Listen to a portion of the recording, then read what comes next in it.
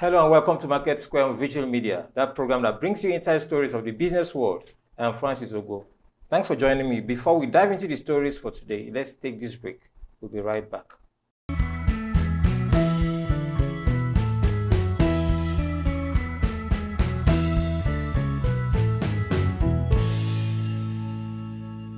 Welcome back. So first on our lineup, federal government insists on ending 200 billion naira solar panel imports. The federal government has stressed the need to end the importation of photovoltaic solar panels into Nigeria, emphasizing that this has cost 200 billion naira so far. The Managing Director, Chief Executive Officer of the Rural Electrification Agency, Abba Aliyu, made this public recently at a roundtable held in Victoria Island between the REA and the Lagos State Government. The REA and Lagos State Government were in Lagos to sign a memorandum of understanding for the electrification of rural communities in Lagos. According to Aliyu, efforts are ongoing to change the narrative and domesticate the manufacturing of renewable equipment in the country. He stressed that he believed that Lagos, being the center of excellence, is going to lead the domestication drive.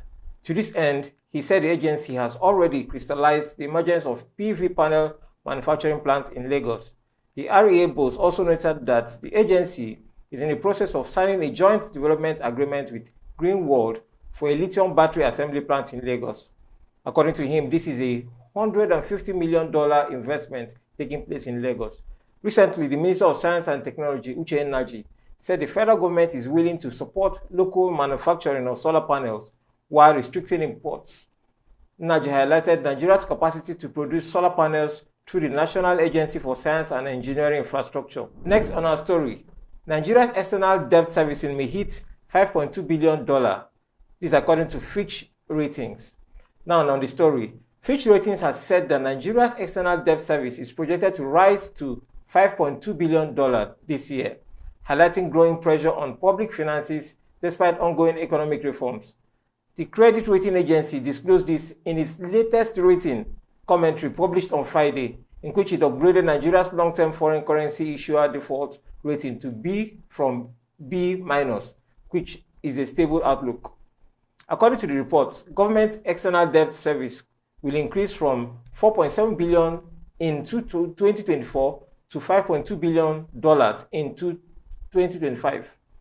This includes $4.5 billion naira in amortization payments and a $1.1 billion Eurobond repayment due in November. According to Fitch, government external debt service is moderate but expected to rise to $5.2 billion in 2025, with $4.5 billion of amortizations, including a $1.1 billion Eurobond payment due in November 2025, from $4.7 billion in 2024 and fall to $3.5 billion in 2026. The agency also cited a minor delay in the payment of a Eurobond coupon due on March 28, 2025, as a reflection of persistent challenges in public finance management. Although Nigeria's external debt service remains within manageable levels, Fitch warned that high interest costs, weak revenue performance, and limited fiscal space remain significant concerns. Fitch said general government debt was expected to remain at about 51% of GDP in 2025 and 2026. However, it expressed concern over the government's revenue position, noting that interest payments will consume a substantial portion of income. It stated that, and I quote, "We expect general government's revenue to GDP to rise, but to remain structurally low, averagely 13.3% in 2025 to 2026, largely accounting for a high general government interest revenue ratio above 30%, with federal government interest revenue ratio of nearly 50%, quote, ended." The agency observed that Nigeria's gross reserves rose to $4.41 billion at the end of 2024, before declining to $38 billion due to debt service payments. Despite this, Fitch expects the country's reserves to average 5 months of current external payments over the medium term, above the median for similarly rated economies.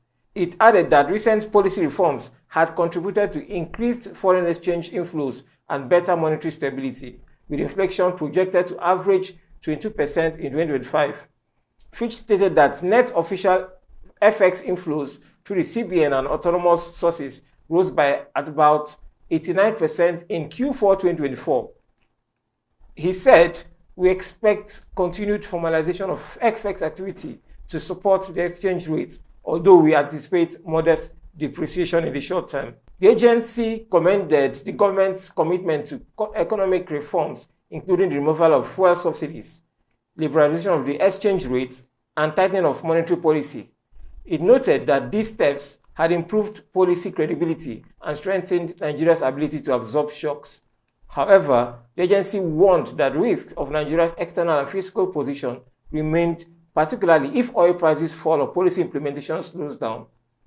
Fitch's latest assessment comes amid earlier concerns raised by JP Morgan, which projected that Nigeria's current account could shrink into a deficit if oil prices stay low for a prolonged period, potentially pushing the naira beyond 1,700 naira per dollar. Despite these changes, Fitch maintained a stable outlook for the country, saying the reforms had begun to yield results. Earlier reports stated that Nigeria expended a total of $5.47 billion on external debt servicing between January 2024 and February 2025, according to data from the Central Bank of Nigeria. Also, Nigeria spent a total of 13.12 trillion on debt servicing in 2024, representing a 68% increase from the 70.8 trillion recorded in the previous year, according to analysis of data from the Debt Management Office. The higher than expected expenditure highlights the increasing pressure on debt obligations on the nation's fiscal sustainability. For the 2025 budget, the federal government had earmarked 16 trillion for debt servicing, reflecting the government's anticipation of continued debt-related expenses. This development comes amid rising borrowing costs and an increasing debt burden, putting pressure on the country's fiscal position. On our next story, grid collapse defeated with additional 700 megawatts. This is according to the Minister of Power. The federal government had announced a significant improvement in the stability of Nigeria's power grid, attributing it to the installation of an additional 700 megawatts in transmission capacity. The Minister of Power, Adelabu, said this at the weekend when he received the EU ambassador to Nigeria, Gautier Mignot, in his office in Abuja. According to a statement released by the minister's media aide, Bola Tunji, Adelabu said the transmission capacity was achieved through the implementation of the Presidential Power Initiative, which secured $2.3 billion in financing to revamp and transform its transmission segments.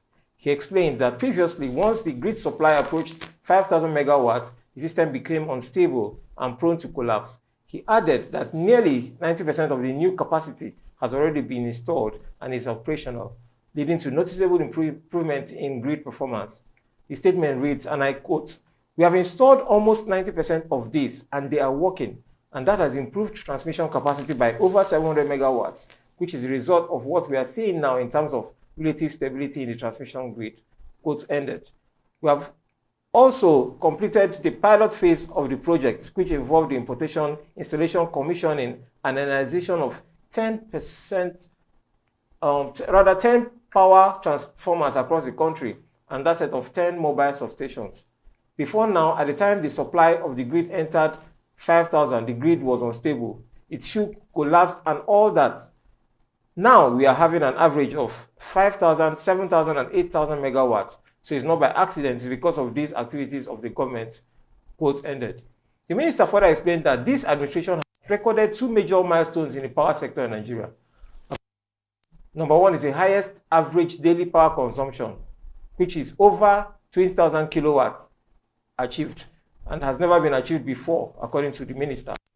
Continuing, the minister said the Nigerian electricity supply industry has transmitted and distributed the highest energy of 5,801.63 megawatts at the latest fit, and this administration has recorded two major milestones in the power sector in Nigeria. Number one, the highest average daily power consumption, over 20,000 kilowatt hours were achieved, which has never been achieved before. He also said they've also transmitted and distributed the highest energy in the volume of 5,801.63, which has broken the previous record achieved in 2021. And lastly, he said they've achieved a valuable generation capacity of 6,003 megawatts in Nigeria. So this is why, according to him, they keep saying that when you put in some level of activity, you see results.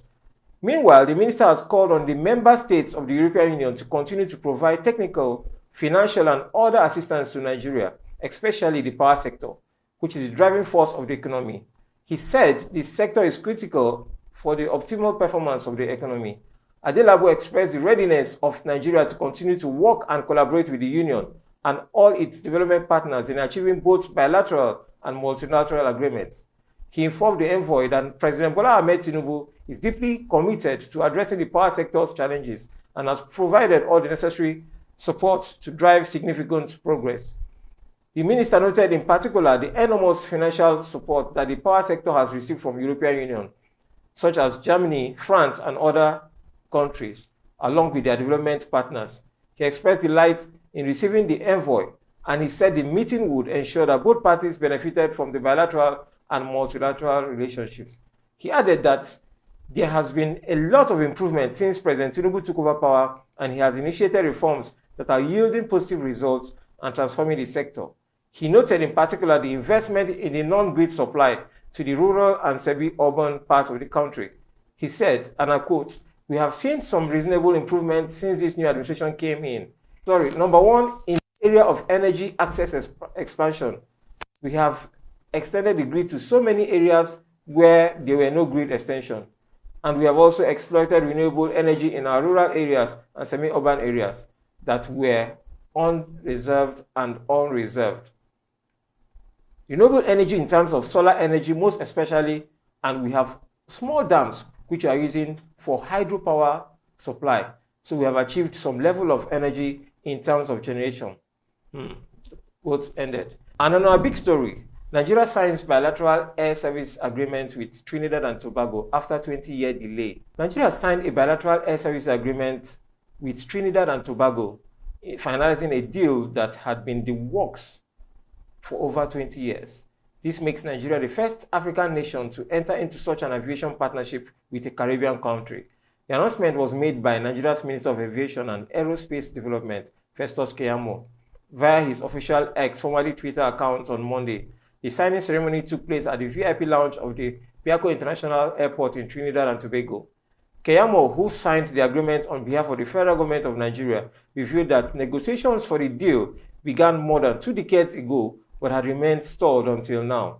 He described the finalization of the BASA as a major milestone in Nigeria's efforts to open up the transatlantic route and expand its air connectivity to South Africa and the Caribbean. According to Keyamo, he quotes, "In our continued efforts to open up the South American and Caribbean routes to Nigeria earlier today, I signed the Bilateral Air Services Agreement BASA between Nigeria and Trinidad and Tobago that has been in the limbo for more than 2 decades when negotiations began," Keyamo stated.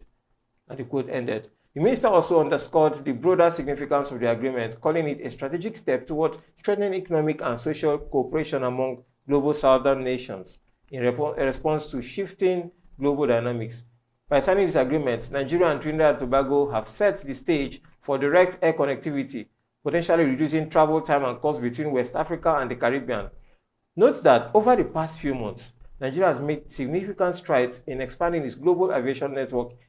For example, in February 2025, Nigeria and the UAE amended their Bilateral Air Services Agreement to enhance code-share arrangements, allowing airlines to share flights and sell tickets on each other's networks while boosting interlining opportunities and strengthening bilateral aviation ties. In March 2025, Nigeria and Canada finalized a code-sharing agreement under a new Bilateral Air Service Agreement aimed at improving air connectivity and offering greater convenience for passengers traveling between the two countries. Nigeria and Brazil have advanced discussions to activate their Bilateral Air Service Agreement, which will establish direct flights between the two countries. This follows a commitment between both countries in February 2024 by President Tinubu and Lula da Silva in Addis Ababa to strengthen air connectivity between Nigeria and Brazil. And that's where we wrap up today's episode of Market Square. Don't forget to like, share, and comment on our social media handles. I am Francis Ogo. Until then, stay safe.